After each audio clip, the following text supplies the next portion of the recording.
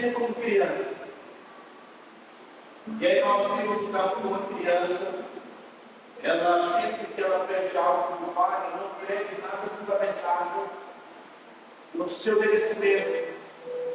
E aí eu dei um exemplo, né, que a minha filha sempre começou a falar, ela pediu para mim um carrinho de motor. O valor do carrinho de motor, mais barato que você sabe aí, é 6 a 7 mil reais. E aí ela não estava achando que ela merecia. A Ana foi no aniversário do Isaac, filho do Marcos. Ela chega lá, ela perguntou para o Isaac: qual o presente que você quer? Eu perguntava. Então a criança vai pedir, não pede de acordo com o merecimento, pede querendo realmente que o pai, o adulto, ele responde tudo, ele é rico, né? Nós também falamos que uma criança, ela tem uma característica que nós precisamos aprender. Crianças são alegres. Então, se nós formos nos lugares mais pobres aqui em Barretos, você vai ver crianças lá correndo, brincando, rindo. Então, a criança consegue, sabe, em coisas simples, celebrar coisas simples. Nós também falamos, no terceiro princípio da semana passada, que criança, ela confia no pai plenamente. Então, se o pai vai para algum lugar, para alguma região, o filho fica opção, vai confiar no pai mais junto. E essa deve ser o coração também dos filhos de Deus. Precisamos aprender a confiar em Deus de maneira plena, bondade de Deus. Então, nesse aspecto, nós precisamos ser como criança. Mas eu também quero confrontar você a não ser como criança. Então a Bíblia tem esse paradoxo.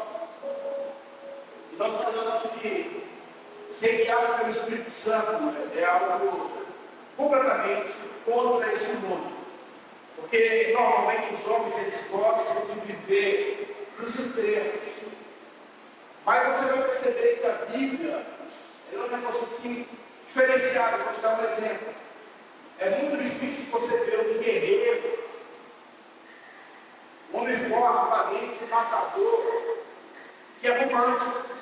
Mas você tem isso na Bíblia. Você vê que Davi era um guerreiro, matava gigantes, mas no final da tarde Davi tocava a harpa. Davi tinha suas unhas grandes. Então você vê esse ponto de equilíbrio na Bíblia. E Paulo diz que se nós nascemos de novo, nós precisamos aprender a sermos guiados pelo Espírito. Ser guiado pelo Espírito é você ser equilibrado. E aqui nós vamos trazer um ponto de equilíbrio. Semana passada nós falamos que nós temos que ser como criança. Mas nessa semana, você tem que desistir das coisas de criança. Veja bem, no livro de 1 Coríntios, capítulo 13, verso 11, se você puder ler a sua Bíblia, 1 Coríntios, capítulo 13, verso 11, o apóstolo Paulo escreve, falando desse elemento, sobre o amor. Ele diz assim, 1 Coríntios, capítulo 13, verso 11, quando eu era menino, falava como menino, sentia como menino, pensava como menino, quando cheguei a ser homem, eu desisti das coisas próprias de menino. Feche seus olhos, vamos falar ao Senhor.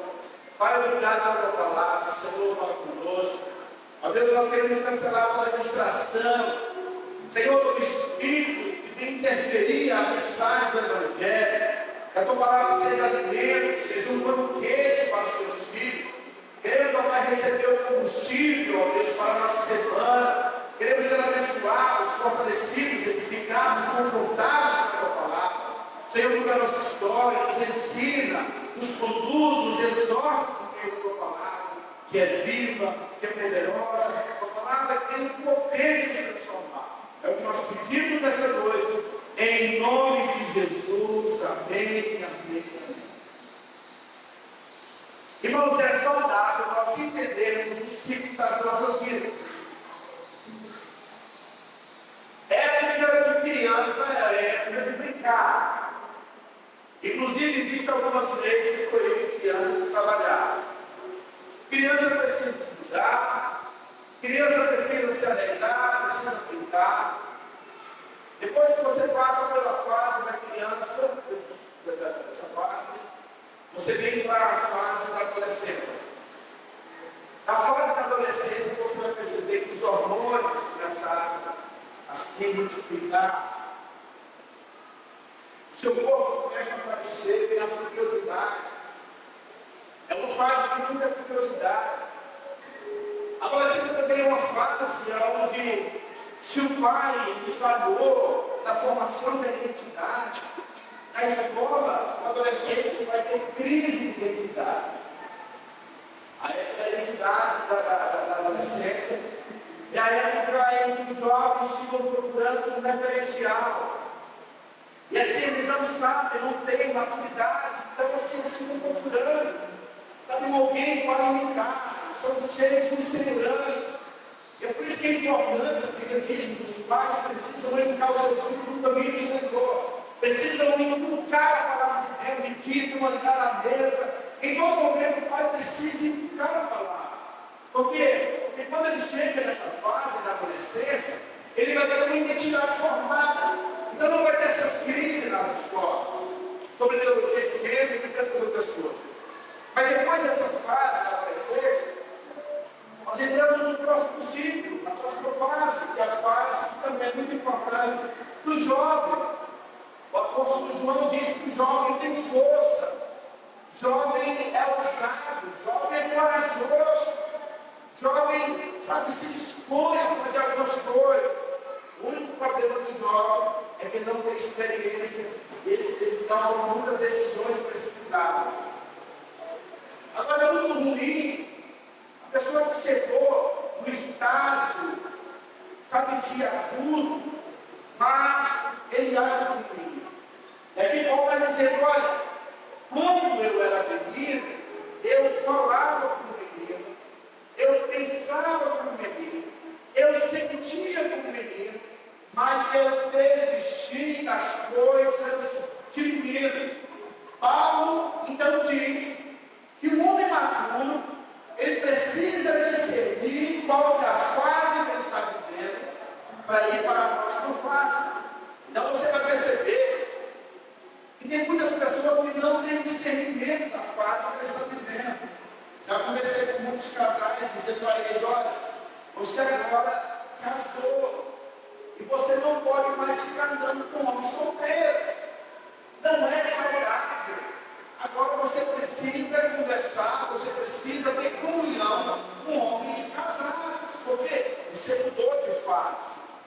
Então tem muitas pessoas que elas mudaram de fase, mas elas continuam, sabe, no ciclo anterior, porque ela não discerniu qual fase que ela está vivendo. E Paulo então diz, olha, que o caminho da maturidade, para experimentarmos o amor de Deus, é quando nós aprendemos a desistir das coisas próprias de mim.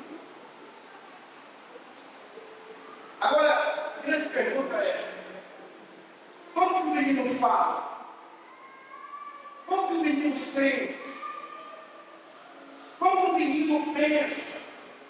Eu queria compartilhar com você hoje. Eu gostaria que você, sabe, fizesse uma reflexão acerca da sua vida, para saber se realmente você tem mudado de fase e está vivendo uma fase que Deus te chamou para viver. E aí Paulo então começa dizendo que quando ele era menino, ele falava como menino. Se o irmão chegou e me pastor de Goiânia, e ele então disse assim, pastor, estou mal, pastor, porque a minha noiva está desistindo do nosso casamento. Pastor, nós já pagamos tudo. A data está estabelecida, mas ela disse para mim que não quer mais casar. Mas o que aconteceu, irmã? Pastor, noiva, não te ama. Pastora, me ama, eu também a amo demais. Eu gostaria muito que o Senhor conversasse como eu amo com a minha noiva, pastor. E aí o pastor, então, querendo ajudar aquele irmão, pediu para que a irmã viesse, para ele conversar com a irmã. parece que aquela irmã veio. A irmã estava inflexível. Ela disse, pastor, eu não quero casar mais com esse rapaz. E o pastor não perguntou, mas irmão, o que aconteceu? Você não ama? Pastor, eu amo demais. Realmente ele deveria ser bom da minha vida. Mas eu não quero mais casar com ele. E o pastor não perguntou, mas irmão, o que aconteceu tão grave? Houve alguma traição, alguma coisa do tipo? E aí eu disse, olha pastor, todas as vezes que nós temos algum conflito, todas as vezes que nós, às vezes, temos alguma discordância, ele também solta dizendo, olha, no dia do nosso casamento, eu vou te deixar lá no altar, e você vai ficar sozinho. E pastor, eu não vou parar para ver. Então eu decidi que não quero mais casar com ele. Veja bem, esse cara perdeu algo que era o sonho dele, porque estava agindo, falando com o menino. Menino fala o que pensa, não consegue filtrar aquilo que vem na sua mente. Menino é empolgado, entusiasmado, sabe, menino é melindroso. E o apóstolo Paulo diz o seguinte: Paulo diz que o agudo, a fase de um alguém que é um homem de Deus, um homem de Deus, ele precisa falar de uma maneira que ele vai edificar, vai fortalecer. Paulo diz no livro de Efésios, capítulo 4, verso 29, não saia da vossa boca nenhuma palavra torpe, nenhuma palavra maldita, mas que saia palavras que edificam.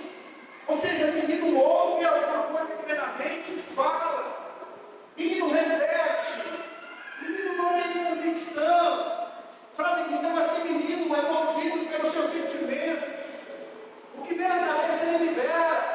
E Paulo está dizendo, olha, quando eu era menino, eu falava com menino, mas eu preciso desistir das coisas de menino. Menino olha a circunstância, menino vê a movimentação que todo mundo está falando, e ele vai e reproduz o que as pessoas estão falando, sem refletir, sem avaliar se isso está batendo ou não com a palavra, com as promessas de Deus. Sabe, na nossa vida nós temos que aprender a discernir o nosso falar. No livro de Provérbios é bom você anotar. Provérbios capítulo 28, verso 21. O sábio diz assim, ó, a morte e a vida estão no poder da língua. E quem a utiliza, come do seu fruto.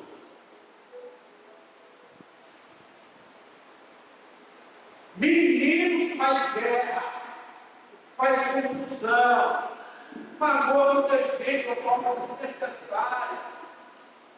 Menino não tem quilômetro, não tem consenso. Posso entender?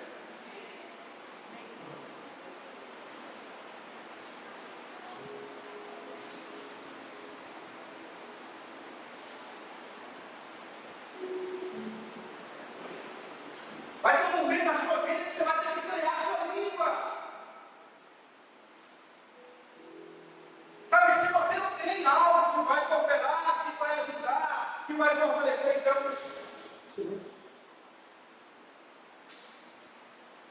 se o que você vai falar vai magoar, vai ferir, vai ofender,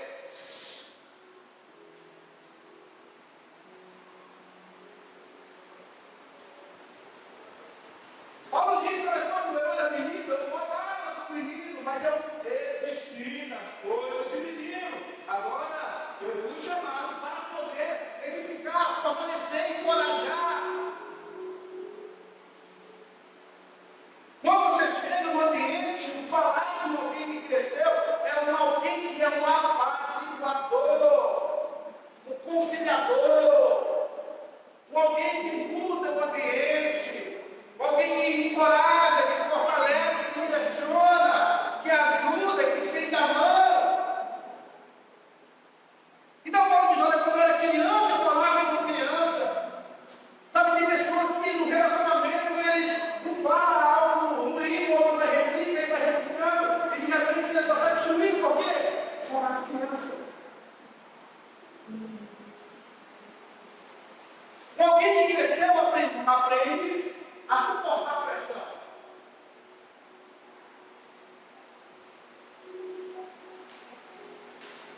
Se alguém quer, você é a pessoa que vai mudar.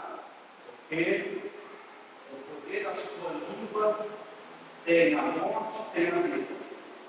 O que você vai escrever? Paulo disse: olha, eu preciso das coisas que eu falar com ele. Agora eu vou falar, tem vida. Tem vida. Tem seriedade. Eu quero falar como Deus fala.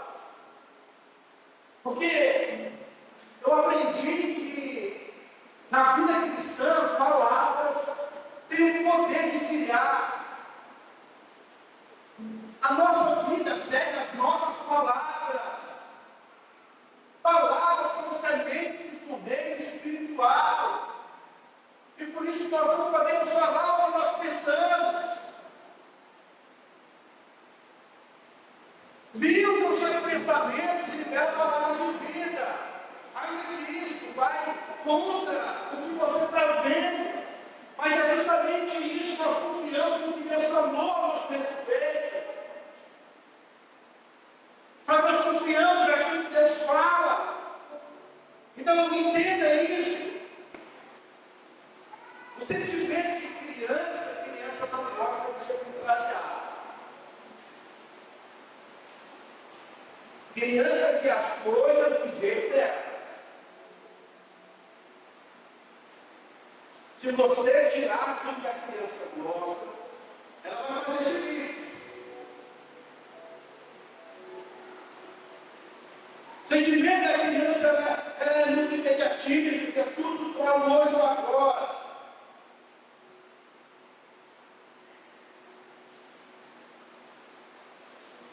A velha quando ela criava começou com o celular. Mas é casa de velha. Elas ajudam a mulher durante o dia e à noite, ficam uma horinha no celular. Quando você tira o celular, aí ela revolta. Eu vou mudar de família. Eu quero outro pai e outra mãe. O sentimento de criança que pode ser contrariado. Ela chegaria ali e falaria assim: papai, nós temos que ter o dia do sim, porque aqui em casa só o dedo não.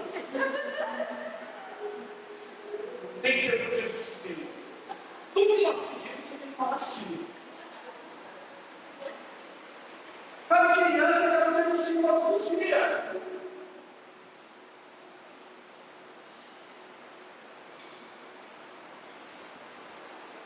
Mas Paulo diz: olha, quando eu cresci, eu entendi, eu tenho que abandonar o sentimento de menino.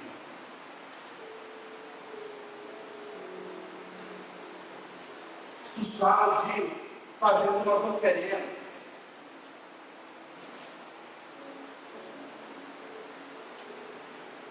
Na vida da igreja, por exemplo, mais confortável nós participarmos da reunião, sentarmos e irmos embora, não temos responsabilidade nenhuma. Chegar mais cedo, orar aqui no prédio, recepcionar os irmãos, participar do culto, não com alguém que vai receber, mas com alguém que vai contribuir, não é para qualquer. E Paulo diz: olha, quando eu era menino, eu sentia, mas agora eu não ando pelo sentimento. Porque a gente já amadureceu, faz o que precisa ser feito. Não faz o que está sentindo, ou o que. Não, eu faço o que estou sentindo. Se eu sentir no coração, eu faço. Se eu não sentir, eu não faço. Deixa eu te falar uma coisa. Quem crescer é senhor dos seus sentimentos. E não servo dos seus sentimentos. Então você tem que falar: olha, é o seguinte, eu não estou sentindo, eu não quero. Mas mesmo assim eu vou, porque isso é o caminho de Deus. Eu não ando pelo sentimento, eu quero orar, mas eu vou orar. Eu não quero ter comunhão com os irmãos, eu quero ficar isolado, mas eu vou me contrariar, porque eu não respeito meus sentimentos, eu faço a vontade de Deus.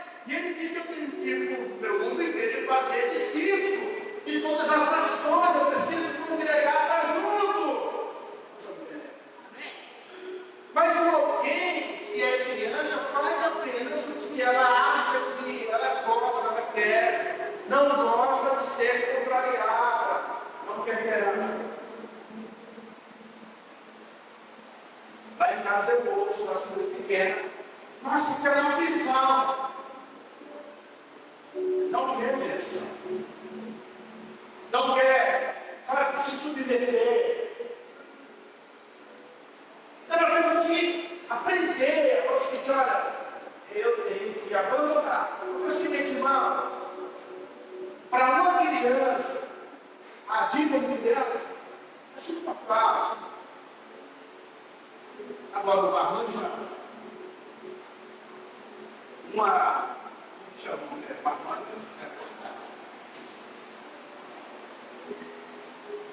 constrangimento, trabalho de criança, menino, um chantagem, quero mais não.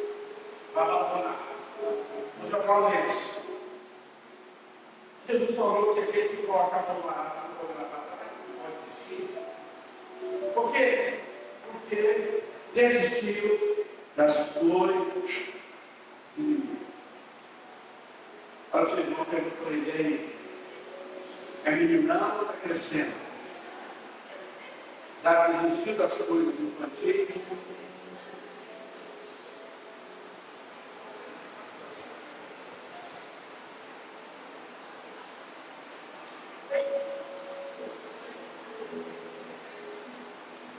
Quando eu era menino, eu falava como menino, sentia como menino e pensava como menino. Eu quero ter um pouco mais do pensar como menino. Quando você é menino, você não filtra os seus pensamentos. Você acha que tudo que vem na sua cabeça é seu. Você não discerne o mundo espiritual.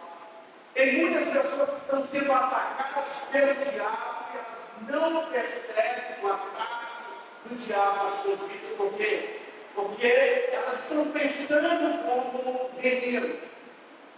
Paulo diz então que a pessoa que mudou para o próximo estágio pensa agora como alguém maduro. Se você não renova a sua mente, como diz Paulo em Romanos capítulo 12, verso 2, ele diz assim, e não nos conformeis com esse século, mas transformai-vos pela renovação da vossa mente, para que vocês possam experimentar qual seja a boa, perfeita e agradável vontade de Deus. Paulo está dizendo o seguinte, olha, alguém que amadureceu e não pensa como criança, é alguém que tem a sua mente renovada. Então não tem como você passar para o estágio como alguém maduro se você não renova a sua mente com a palavra de Deus.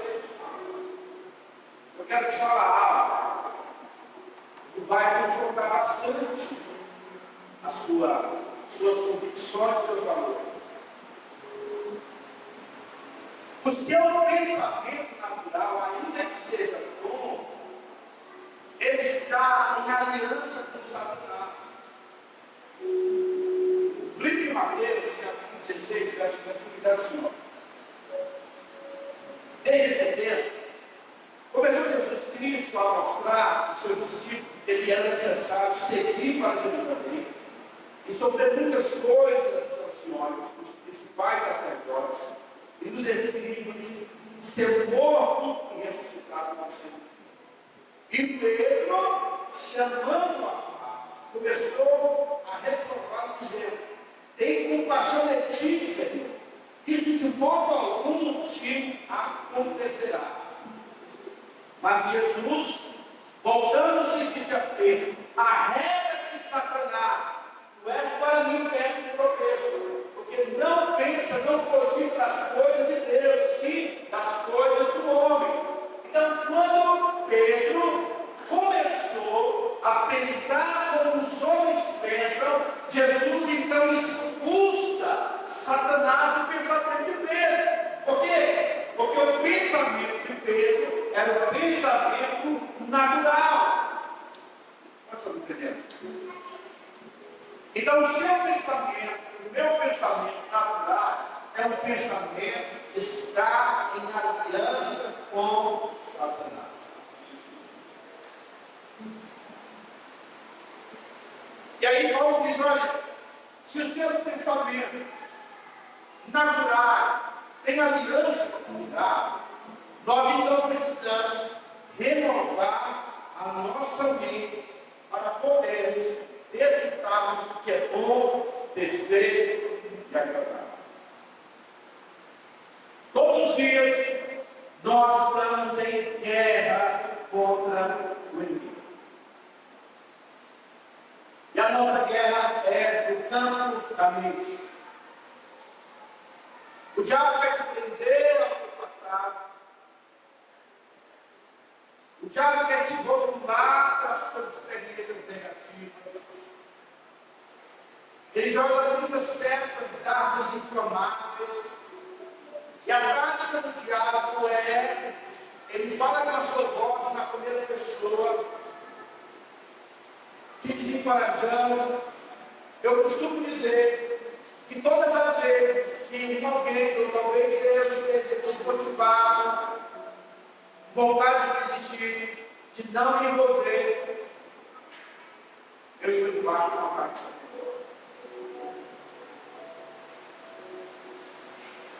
Paulo diz, olha, se os pensamentos ruins estão dominando a sua mente, Filipenses capítulo 4, verso 8, ele diz assim, ó, tudo que é verdadeiro, tudo que é puro, tudo que é justo, tudo que é amável, tudo que é de boa fama, se algum valor há e se alguma virtude existe, seja isso que esteja nos vossos pensamentos. Paulo está dizendo o seguinte, você tem o poder de controlar os seus pensamentos. Você tem o poder de controlar as suas crenças. Se a minha vida não está indo muito bem, é porque eu estou tendo crenças erradas. Eu preciso então mudar. Paulo diz, olha, tudo que é verdadeiro, tudo que é amável, tudo que é puro, tudo que é justo, tudo que é de boa fama, se algum valor há, se alguma virtude existe, seja isso que esteja no vosso pensamento. Então você precisa ser senhor da sua mente, expulsar os moradores malignos da sua mente.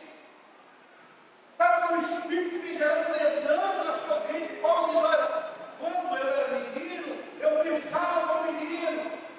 A minha mente vinha os flechas, vinha as mentiras do diabo, me apresentando, sabe, a minha família, ou talvez a minha herança, obras hereditárias, mas ele desistiu das coisas do menino e começou a se apropriar das promessas de Deus e dizer, olha, tudo que é verdadeiro, tudo que é amável, tudo que é puro, tudo que é justo, se algum valor há, se alguma virtude existe, seja isso que esteja no meu pensamento. Ou seja, a minha vida vai ser leve, porque eu não sou movido pela circunstância, eu sou movido pela promessa de Deus. Nós estamos entendendo? Então começa a governar. 2 Coríntios capítulo 10, verso 3, diz assim, ó, porque, embora andando na carne, não andando segundo a carne, porque as armas da nossa luta não são carnais, e sim poderosas em Deus, para destruir fortalezas, anulando nós os sofismas e toda a altivez que se levanta contra o conhecimento de Deus, e levando cativo todo pensamento à obediência de Cristo. Paulo vai dizer o seguinte, a nossa mente é um território onde tem um adversário chamado diabo, e o propósito dele é dominar a sua mente. Essa luta você não pode ser omisso. Essa luta você não pode ser passivo. Ele não vai ter dó de você. Pensamentos malignos virão constantemente para tentar te derrubar. Então, um cristão que não lê a Bíblia, um cristão que não cresce na palavra, é um cristão que já está nocauteado, mas já tem de mudança para você. Decida renovar a sua mente e lutar contra o diabo, governando a sua mente com a palavra de Deus. Mateus capítulo 4, Jesus enfrenta então esse inimigo. Ele diz para o diabo está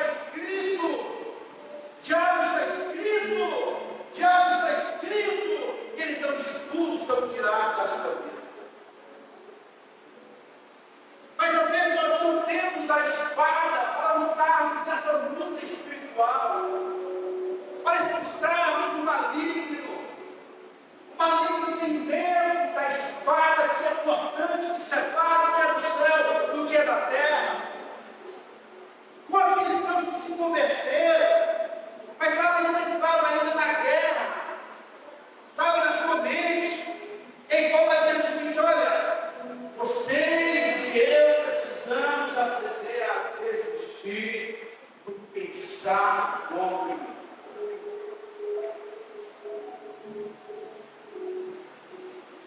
Não acredite nas mentiras que surgem na sua mente acerca de você, desejos. Tem pessoas que têm uma mente completamente conturbada.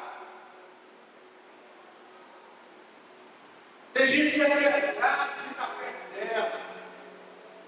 Por quê? Porque elas estão sendo nocauteadas, bombardeadas na mente. E Paulo diz o seguinte: olha, é nesse campo que você precisa triunfar, vencer. Mas a nossa mente precisa ser substituída. Paulo diz assim, ó: não vos embriagueis com o vinho, ou seja, com os prazeres dessa vida, mas encham-se do Espírito, encham-se da palavra, renovem-se pela palavra.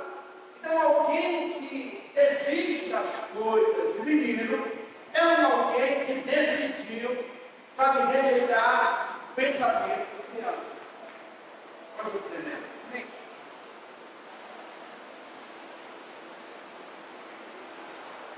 Você viu?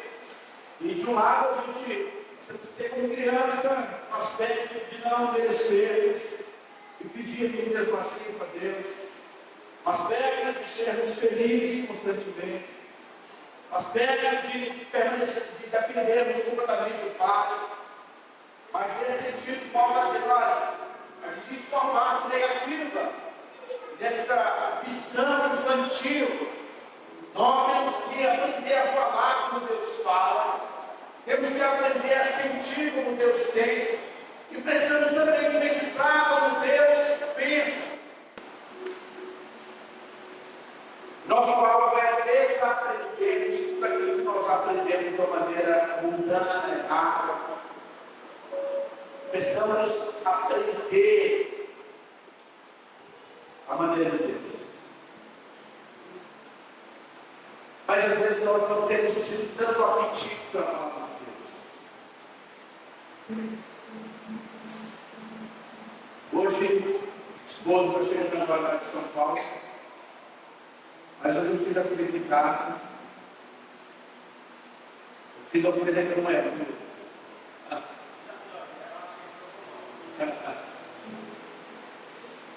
E aí, depois que eu fiz a parte da comida, quando ela foi fazer uma outra comida para ela, ela se tornou para nós. Falei: não pode. Porque outra comida é esse almoço vai tirar o apetite. Se você tomou sorvete antes do almoço, se você come uma parte de chocolate antes do almoço, às vezes, você perde o apetite. Sim ou não? Se você às vezes come muito Netflix, muito entretenimento, muito Instagram, o apetite da comida verdadeira, que é a palavra de Deus, às vezes você não vai ter. Mas sorvete vai ser muito saudável na sua vida. Você precisa de um alimento que vai te nutrir. Sobremesa é sobremesa, não substitui o seu almoço pelo seu jantar.